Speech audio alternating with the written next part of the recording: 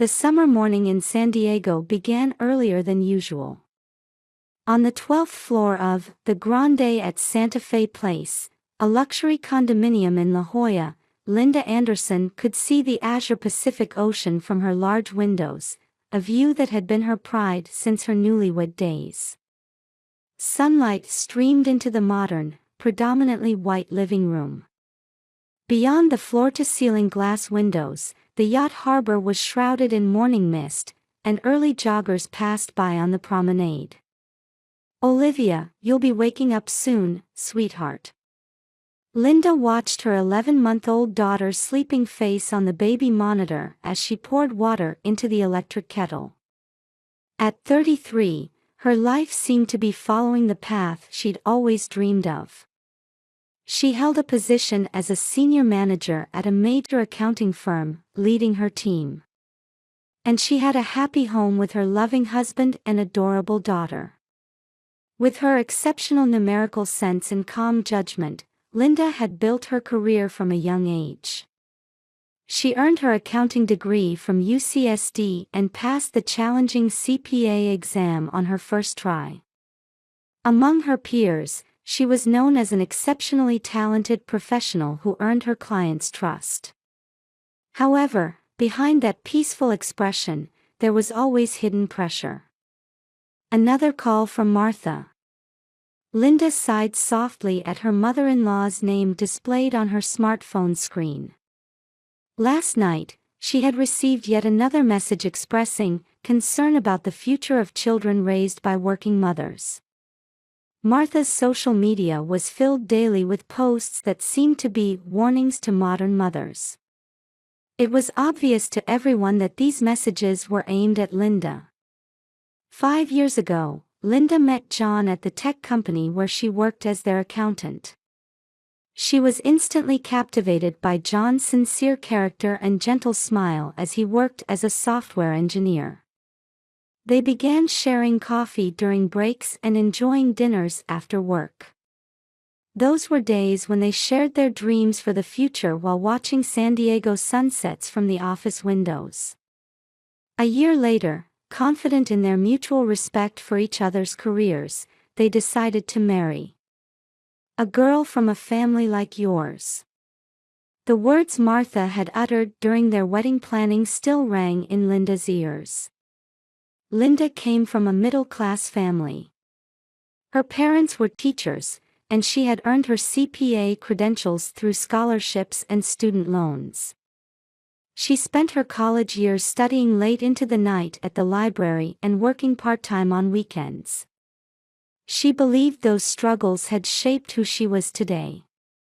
Martha, on the other hand, grew up in a wealthy family and devoted herself to raising John as a full-time housewife after marriage. Born into an old La Jolla family, she had made her debut as a debutante and married a man from an equally prestigious background. Her upbringing stood in stark contrast to Linda's. Their different values had created a deep divide from the beginning. Weekend family dinners felt like being on trial. Martha constantly criticized Linda's parenting methods, repeatedly starting sentences with, "in my day." She was particularly critical of Linda's decision to use daycare. Olivia's wake-up sounds came through the baby monitor. Linda hurried to her daughter's room. In the bright nursery with pastel pink wallpaper, Olivia was standing in her white crib, reaching out with both hands, a new trick she'd recently learned.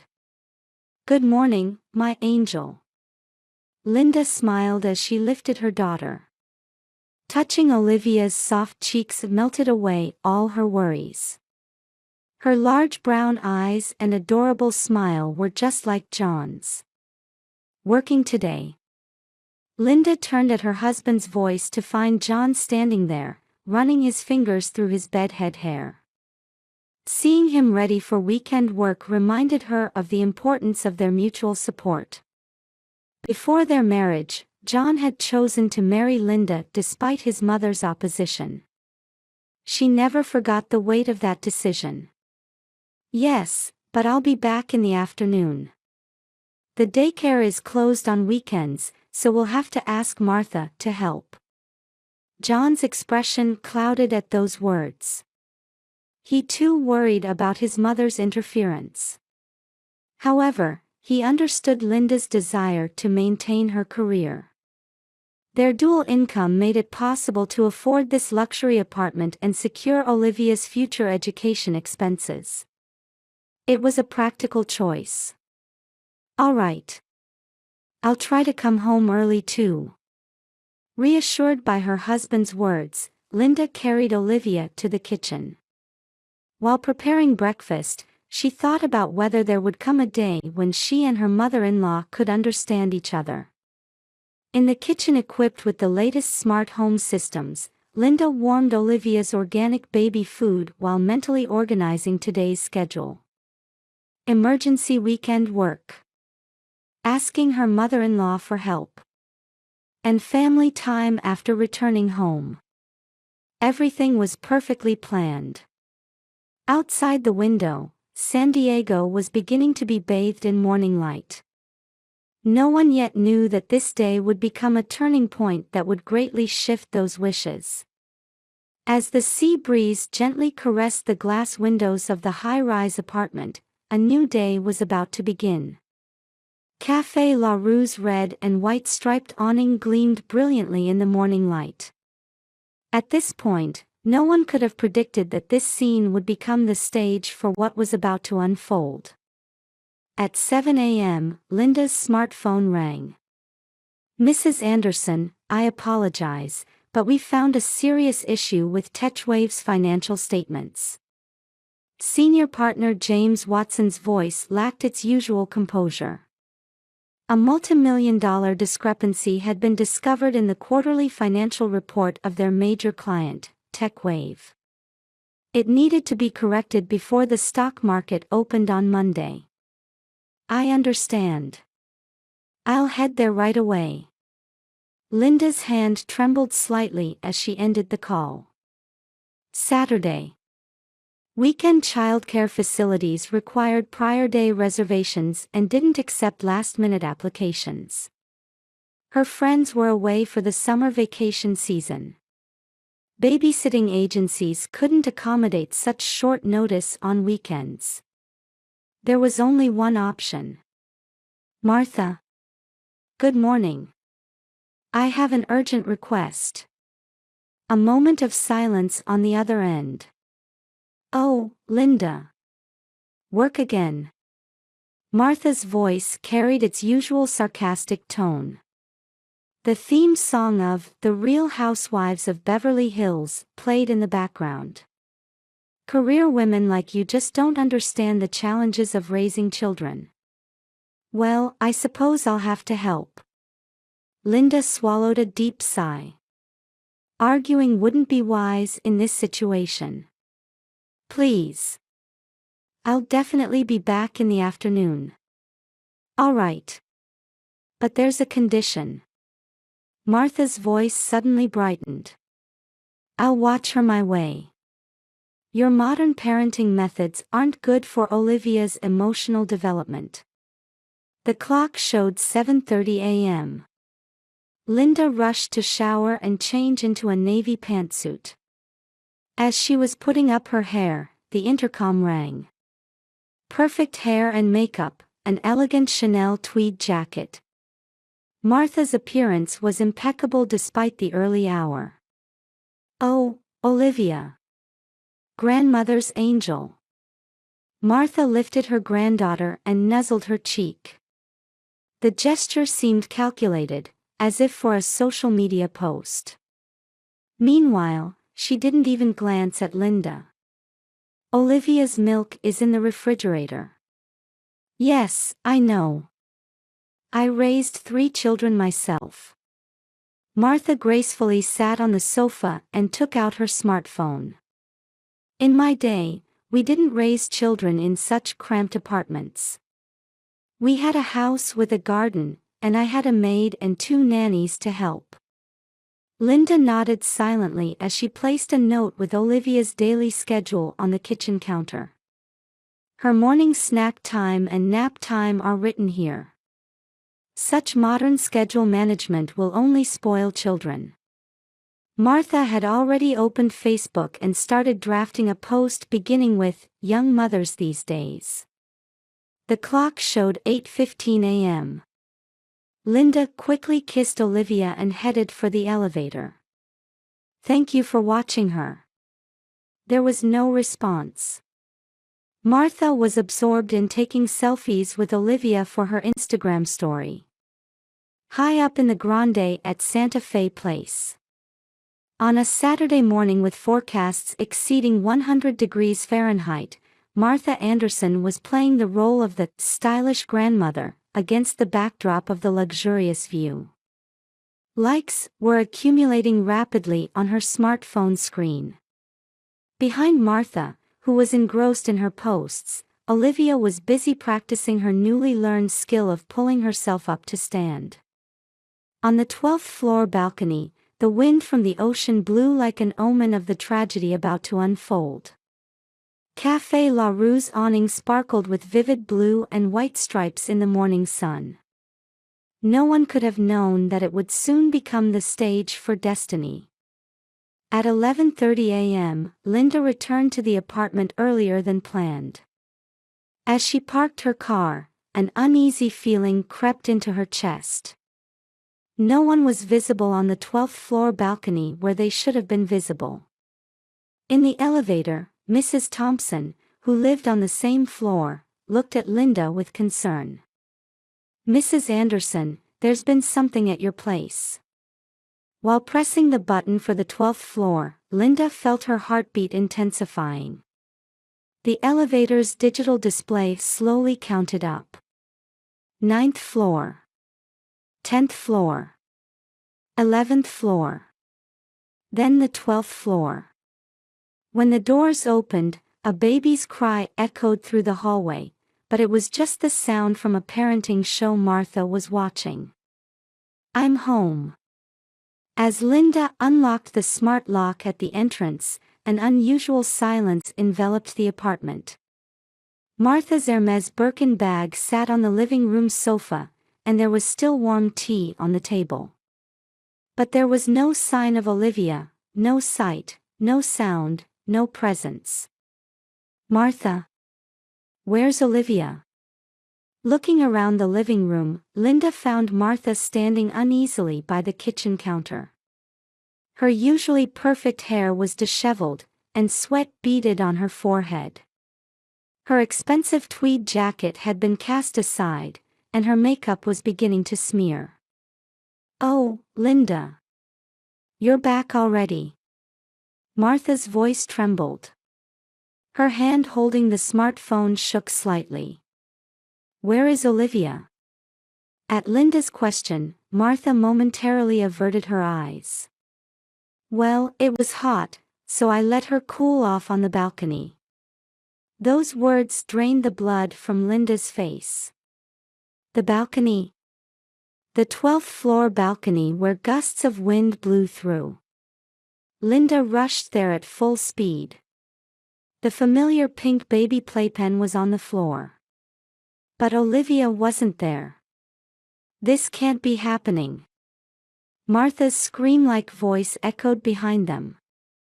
The pale-faced mother-in-law leaned against the balcony railing, staring into empty space. Linda desperately searched the balcony. Inside the playpen was Olivia's favorite stuffed animal. Next to it, Martha's smartphone. The screen showed an unposted Instagram draft. The timestamp was 11:15 a.m.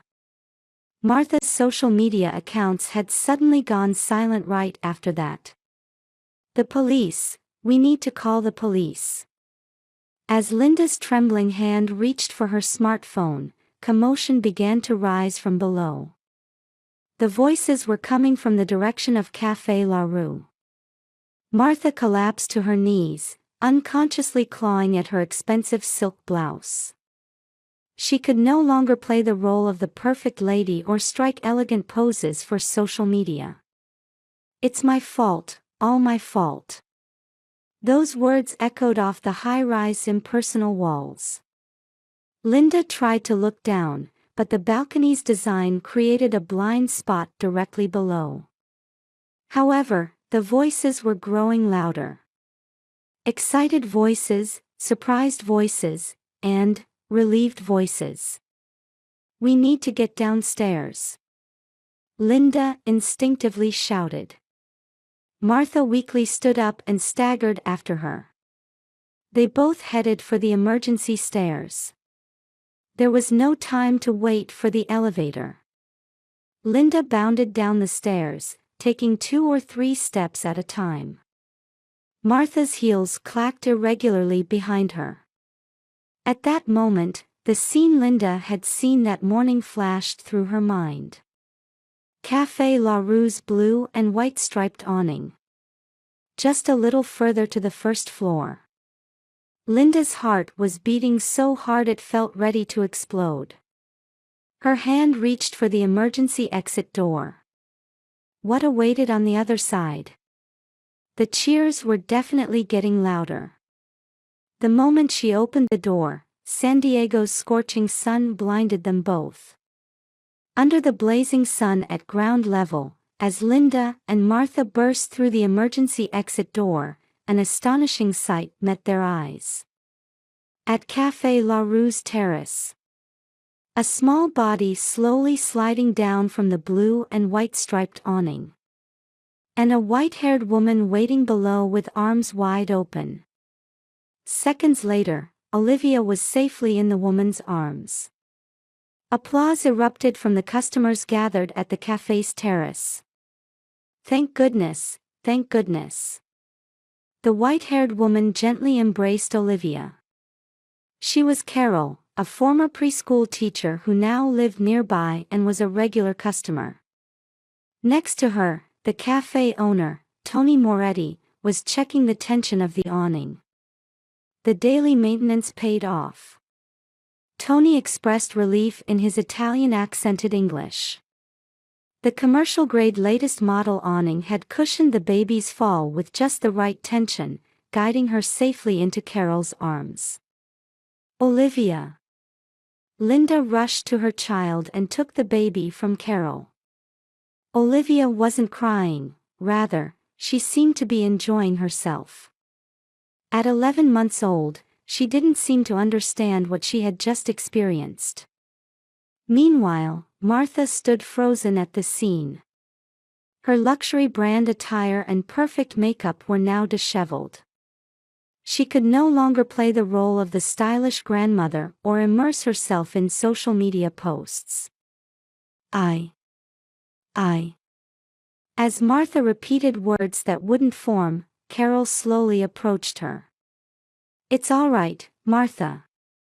The baby is safe." At those gentle words, tears began streaming from Martha's eyes. "I was so focused on social media, left her alone on the balcony." All eyes turned to Martha. But there was no condemnation in those gazes. Rather, they were looks of sympathy and understanding. "Martha." Linda stepped forward, holding Olivia. "Is this what you call traditional parenting?" Those words were surprisingly gentle. Not anger or blame, but a quiet questioning. Martha's knees gave way, and she sank to the ground. Her pursuit of perfection. Her imprisonment in the ideal grandmother image on social media. Everything was now exposed. This catastrophe was caused by my arrogance. As Martha confessed through tears, Carol stayed by her side. "I'm a mother who raised 3 children too. Nobody can be a perfect parent." The surrounding customers nodded at those words.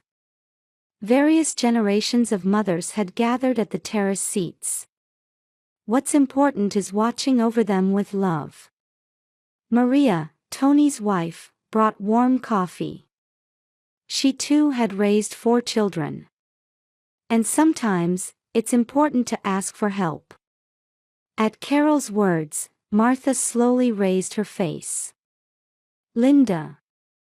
I'm truly sorry.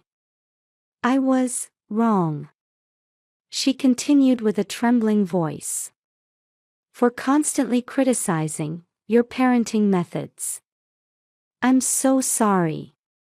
Linda crouched down in front of Martha while holding Olivia. From now on, let's try to understand each other. Just then, sirens approached. The ambulance and police that someone had called were arriving. However, there was no longer any emergency. It was the community's bonds that saved this child. The gathered people quietly agreed with Carol's words. 1 month later, on a Saturday, at Café La Rue's terrace, the regular customers were relaxing as usual. A new scene unfolded under the blue and white striped awning. Olivia, look, copy Grandma.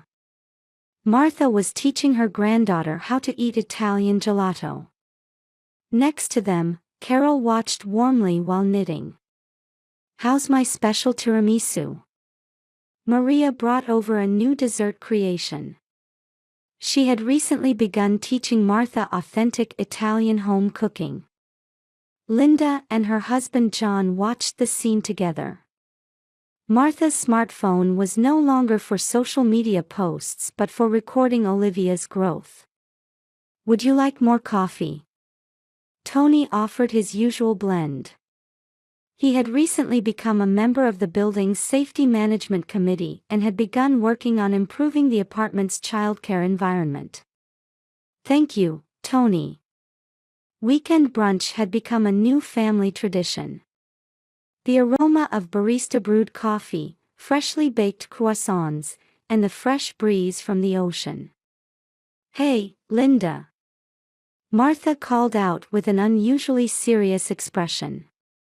I'm thinking of studying early childhood education at the community college. Linda smiled gently at those words. The awning still swayed gently in the breeze today. What was once the stage of tragedy had become a place for deepening family bonds. Under San Diego's sunlight, a new story was quietly beginning to unfold. On the terrace overlooking La Jolla's cityscape, understanding and love across generations were truly taking root. Martha's transformation was a small miracle born from the warmth of those around her. And just like the awning that day, they would continue walking forward, supporting each other through new days ahead. Now then, I made today's lunch myself, Martha announced proudly.